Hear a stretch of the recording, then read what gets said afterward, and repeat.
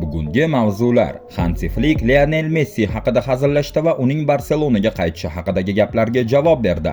Luis Suarez faoliyatidagi eng unutilmas g'alabani aytdi, lekin bu Barsa bilan ham Liverpool bilan ham bog'liq emas. Antoine Griezmann: ruhim tushib ketdi. Atletico Madridning La Liga va Chempionlar Ligasi inqirozi ruhiy og'irlik edi. Chelsea yulduzi uyda yuz bergan hodisa tufayli barmoqlarini sindirdi va Enzo Maresca uni muhim o'yinlardan chetda qoldirdi. Ana endi bir dona like bosib kanalga obuna bo'lib qo'ysangiz, yangiliklarning asosiy qismiga o'tgan bo'lardik. Bosdingizmi? Unda boshladik. Barselonaning sobiq yarim himoyachisi Ivan Rakitic Lamine Yamalga futbol yulduziga aylanish bilan birga keladigan muammolar, bosim, jarohatlar va tanqidlar haqida ogohlantirdi. Shu bilan birga, u yosh Vengerning iste'dodini osmonga ko'tardi va uni haqiqatan ham maxsus futbolchi deb atadi. Ammo uni Messi, Suarez yoki Neymarga qiyoslashga qarshi chiqdi. Yamal Barselona va Ispaniya terma jamoasi bilan ko'rsatgan ajoyib o'yinlari tufayli butun dunyoga mashhur bo'ldi. Euro 2024 ni yutgach, u Hansi Flik boshchiligidagi Barselonaning La Ligadagi chempionligida muhim rol o'ynadi. Xorvatiyalik futbol afsonasi Rakitic Yamalning iste'dodiga qoyil qolgan holda uni haddan tashqari bosimdan himoya qilish kerakligini aytdi. Hammasi to'g'ri ketyapti, lekin u futbolning salbiy tomonlari, jarohatlar, bosim borligini tushunib bo'lgan. Men uni Messi, Suarez yoki Neymarga qiyoslamagan bo'lardim. Barselona va Ispaniya uning timsolida alohida futbolchiga ega. Unga bosimni qanday yengishni o'rganish kerak. 18 yoshli super yulduz yaqinda Marsaning Di Stefano mukofotini qo'lga kiritib, o'z oldiga ulkan maqsadlar qo'ydi. Men hammasini istayman. La Liga, Chempionlar Ligasi, Jahon chempionati, Oltin to'p, o'ynash imkoniyati bo'lsa hammasi mumkin. Arsenal bosh murabbiyi Mikel Arteta Gabriel Magalhaesning jarohati haqida gapirdi. Avvalroq braziliyalik himoyachi terma jamoa safida sonidan jarohat olgani aytilgandi. Arteta shunday dedi: "Afsuski, Gabi terma jamoada jarohat oldi. U bir necha haftaga safdan chiqdi. Kelasi chorshanba yana bir bor tekshiruvdan o'tishi kerak bo'ladi. Shunda uning tiklanish muddatlari haqida ancha aniq tasavvurga ega bo'lamiz. Bu albatta biz uchun zarba. Gabriel himoyamizning yetakchisi. Uning yo'qligi doim yomon xabar, ammo ijobiy tomoni shundaki, o'rnini bosish uchun juda yaxshi variantlarimiz bor. Endi ular mas'uliyatni o'z zimmalariga olishlari kerak."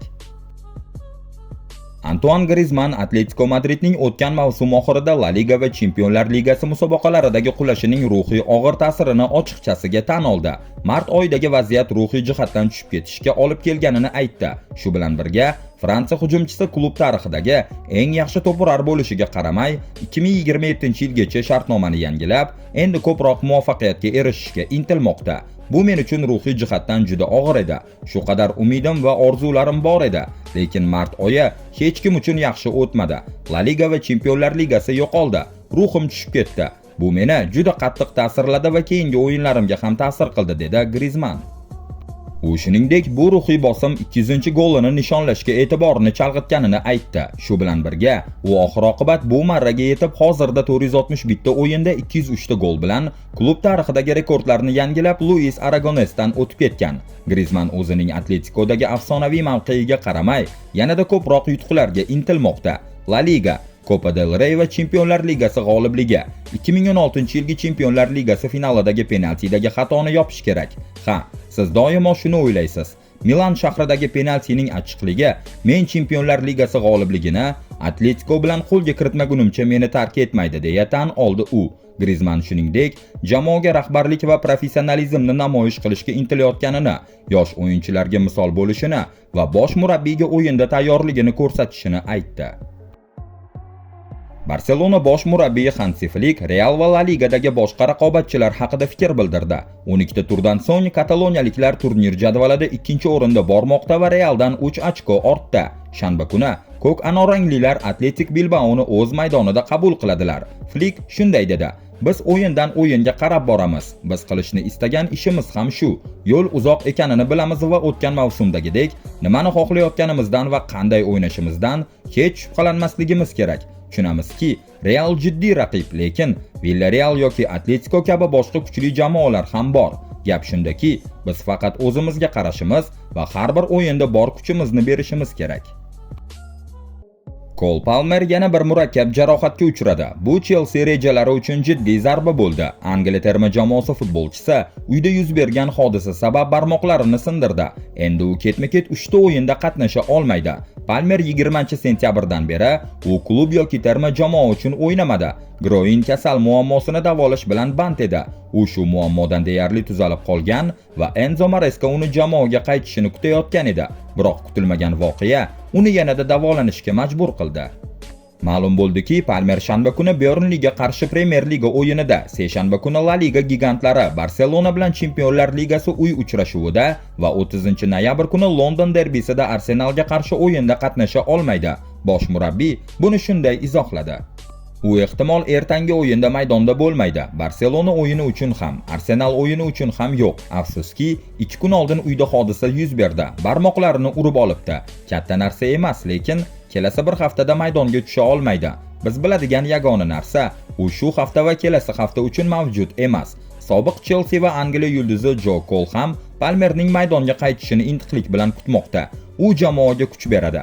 Uning qaytishi futbolchilarga ruhiyat beradi. U yo'qligida o'yinchilar ajoyib ishladi. Gollarni taqsimlashdi va o'yinlar yaxshi bo'ldi. Agar Enzo Fernandes, Moises Caicedo va Cole Palmerni 10-raqamda ko'rsangiz, bu dunyodagi eng yaxshi darajaga teng.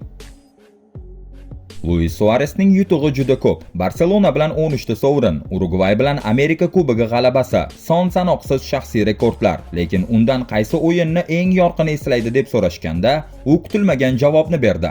Suarez 2021-yilda Atleticoning Valladolid ustidan 2-1 hisobidagi g'alabasini ajratib ko'rsatdi. Aynan shu o'yin Madrid klubiga chempionlikni taqdim etgan edi.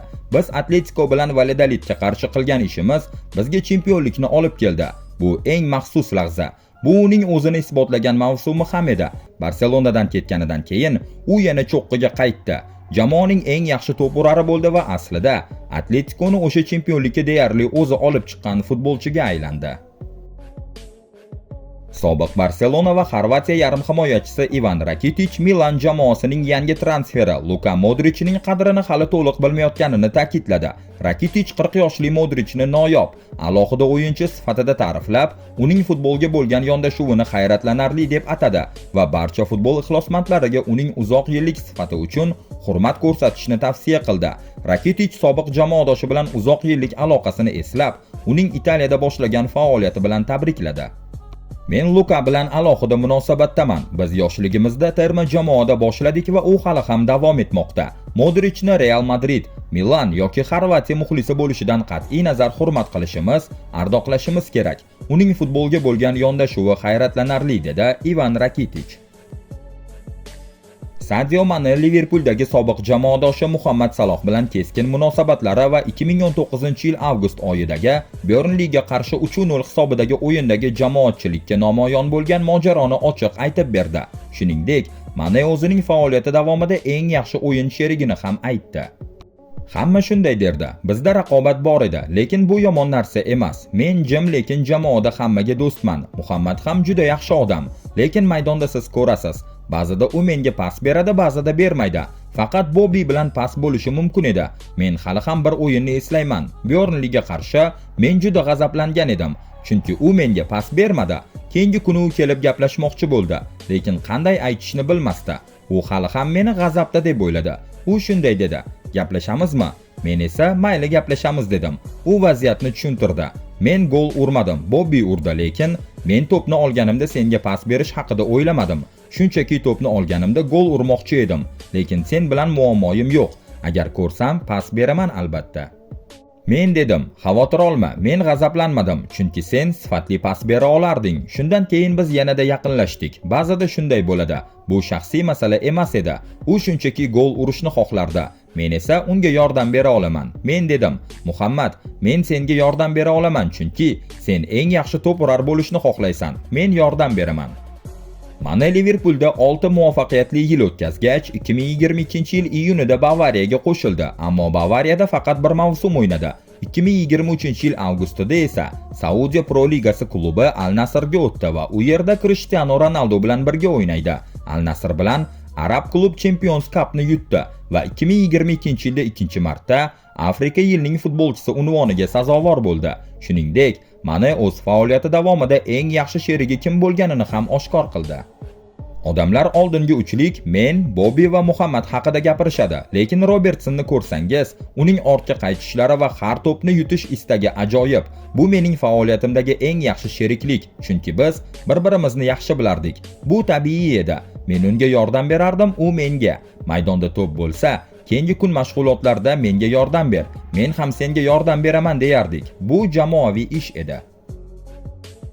Hansi Flick sobiq Barselona hujumchisi Lionel Messini maqtadi va uni so'nggi 10 yillikning eng yaxshi futbolchilaridan biri deb atadi. Nemis murabbiyi shuningdek, Messi o'ynashini har doim zavq bilan tomosha qilganini qo'shimcha qildi. Messi klubga qaytishi mumkinligi haqida so'ralganda, Flick hazil bilan javob berdi. Uning o'zi bilan Barselonadagi shartnomasi Inter Miami'dagi Messining shartnomasidan oldin tugashini aytdi va qaror uning qo'lida emasligini ta'kidladi.